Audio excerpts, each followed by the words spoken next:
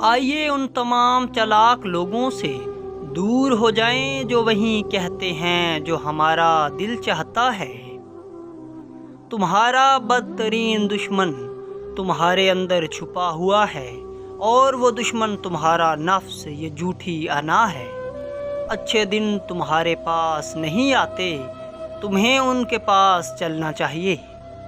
اپنے دل میں مٹھاس تلاش کرو، پھر تمہیں ہر دل میں مٹھاس مل جائے گی۔ خدا نہ ہی تمہاری صورت دیکھتا ہے اور نہ ہی تمہارے اعمال کو، بلکہ وہ تو تمہارا دل دیکھتا ہے۔